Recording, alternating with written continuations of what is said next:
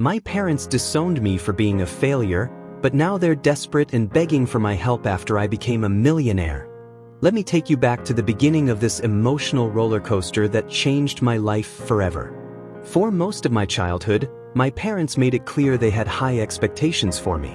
My dad constantly compared me to my older sister, Jenny, the golden child of the family. She was the straight-A student, the overachiever, the one who could do no wrong. I was the problem child. I struggled with academics, barely scraped by in college, and chose a career path my parents didn't approve of, creative writing. My passion wasn't something they respected. To them, if it didn't involve law, medicine, or engineering, it wasn't a real career. The day I told them I wanted to become a writer was the day everything fell apart. It was during a family dinner. I announced my plans to focus on writing and try my luck freelancing while building my portfolio. My dad laughed at me. My mom said, "That's not a career, it's a hobby." Jenny, sitting smugly at the table, didn't even look up from her phone. Then came the bombshell. My dad said, "If you're not going to take life seriously, then you're on your own. We won't support a failure." At first, I thought he was bluffing. But within a week, they stopped paying for my rent, my phone bill, and even canceled the car insurance they'd been covering for me. I had to move out of my small apartment and crash on a friend's couch. I begged them to reconsider, but my mom was cold. "We've already wasted enough time and money on you. You need to grow up." The months that followed were some of the hardest of my life. I worked multiple part-time jobs just to make ends meet while trying to write in my spare time. It felt like the universe was against me. I couldn't land any writing gigs, and every rejection email chipped away at my confidence.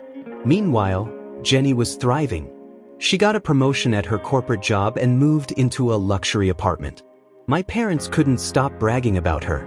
I was the invisible child now, completely erased from family events and group chats.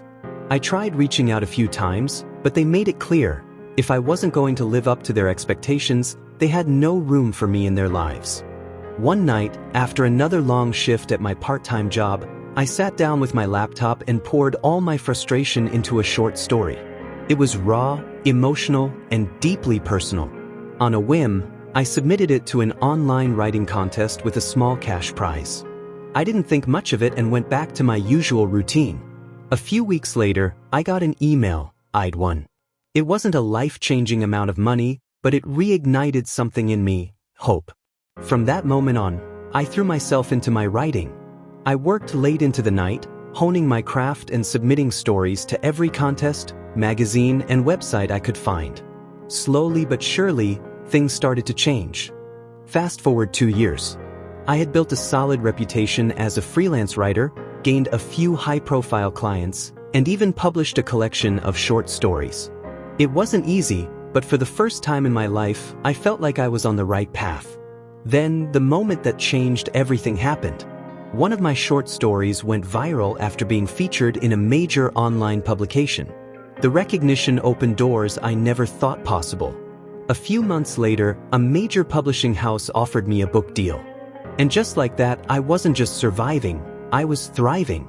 Out of nowhere, I received a text from my mom. It had been years since I'd heard from her. The message read, "We heard about your book deal. Congratulations. Let's catch up soon." I stared at the screen, stunned.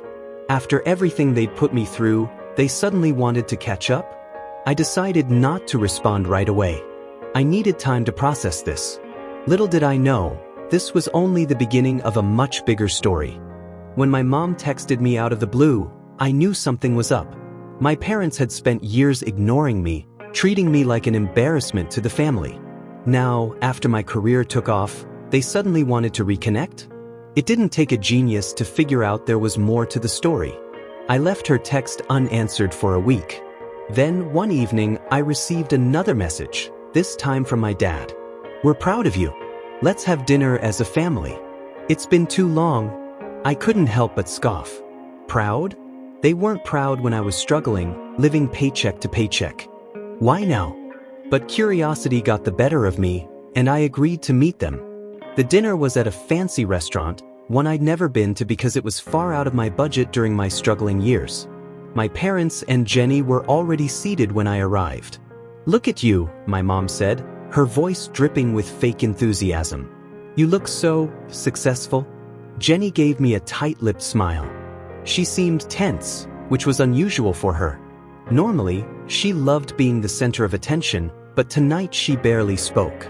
My dad jumped straight into small talk, asking about my book deal, my clients, and how much money I was making. His eyes lit up when I mentioned the word royalties. Then came the bombshell. After dessert, my dad cleared his throat. "We're so glad you're doing well now, and we've been thinking, your success is a blessing for the family. You've worked hard, and now it's time to give back." "Give back?" I asked, raising an eyebrow. My mom chimed in. "Jenny's been going through a rough patch. She lost her job a few months ago, and we've been helping her as much as we can. But things are tight." I stared at them, stunned. My parents, who disowned me for being a failure, were now asking me to support their golden child. "We're not asking for much," my dad said quickly. "Just enough to help Jenny get back on her feet. Maybe pay off her debts and cover her rent for a while. And her car payments," my mom added. I turned to Jenny. She avoided my gaze, looking down at her phone. I couldn't believe what I was hearing. After everything they'd done to me, they expected me to bail out Jenny? I stayed calm, but inside, I was boiling with anger. "You disowned me," I said, my voice steady. "You told me I was a failure and cut me off completely. Now that I'm successful, you want me to fund Jenny's lifestyle? Do you hear how ridiculous that sounds?" My dad's face turned red. "We're still your parents. Families help each other." "Funny," I shot back. "Where was that help when I was sleeping on my friend's couch? When I was working 3 jobs just to survive? You didn't care about me then. Why should I care now?" My mom tried to guilt trip me, saying things like, "We're a family and you're better than this," but I wasn't having it. "Jenny's your golden child," I said, standing up. "You made your choice. Now you can live with it." I left them sitting there, speechless. Over the next few days, my parents bombarded me with texts and calls. They accused me of being selfish and ungrateful. My dad even said, "After all we've done for you, this is how you repay us?" Jenny sent a single message. "I didn't ask them to do this. But please, if you can help, I'd appreciate it." I ignored all of them. A week later, I got a call from my grandparents. Unlike my parents, they'd always supported me, even during my lowest points. They congratulated me on my success and said they'd heard about the dinner. "You did the right thing," my grandpa said. "Don't let them guilt you into anything." A month later, I got an email from my grandparents' lawyer. Apparently, they were revising their will. My grandparents wanted to ensure that I, and only I, would inherit their estate when the time came. "It's our way of making up for what your parents did to you," my grandma explained when I called to thank them. I was speechless. For the first time in years, I felt like someone in my family truly had my back. After my grandparents revised their will, things between me and my parents hit an all-time low. My refusal to bail out Jenny had shattered the image of control they thought they had over me. For weeks, I received passive-aggressive messages from my mom, accusing me of abandoning the family. My dad even went as far as to threaten me with being cut out of his inheritance, as if that was supposed to scare me. Little did they know, my grandparents had already ensured that I would be taken care of. The breaking point came when Jenny showed up at my house unannounced. She looked disheveled and stressed, a far cry from the confident older sister I had grown up with. "Can we talk?" she asked, avoiding my eyes.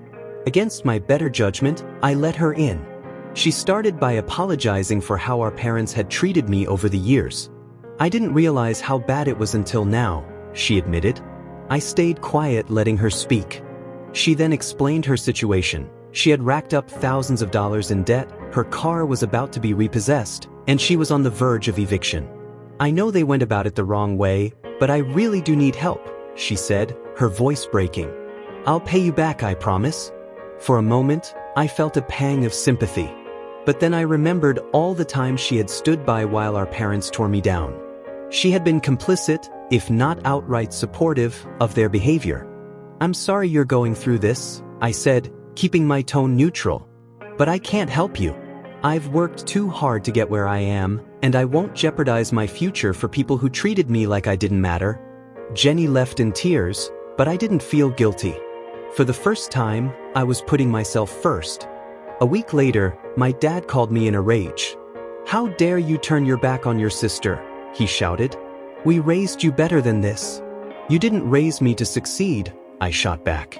"You raised me to be a scapegoat. Now that I'm not playing that role anymore, you can't handle it." He tried to guilt trip me again, but I hung up. I was done. A few months later, my grandparents invited me to their home. They had a surprise for me. "We've finalized our estate plans," my grandma said, handing me a copy of the documents. "Everything will go to you when we're gone." I was stunned. "But what about Jenny? And my parents?" "We've already helped them enough," my grandpa said firmly.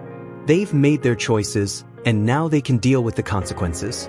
It turned out my grandparents had secretly been helping my parents financially for years, covering their mortgage and even paying for Jenny's education.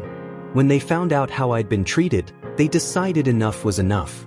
When my parents found out about the will, all hell broke loose. My dad called me demanding I fix this. My mom accused me of manipulating my grandparents. "You're tearing this family apart," she screamed. "No," I replied calmly. "You tore this family apart when you disowned me. I'm just living my life now." Jenny sent a long, heartfelt message, apologizing for everything and begging me to reconsider. But it was too late. It's been a year since that final confrontation. I've published my first book, started working on a second, and even bought my first home. My grandparents and I are closer than ever, and I've finally built a life I'm proud of. As for my parents and Jenny, last I heard they're still struggling. My dad had to sell their house, and Jenny moved back in with them. They've tried reaching out a few times, but I've kept my distance. This experience taught me a valuable lesson. Family isn't defined by blood, it's defined by love, respect, and support.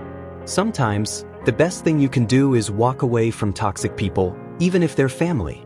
And for those wondering if I feel guilty, not even a little. Karma did its job, and for once, I feel like I am happy.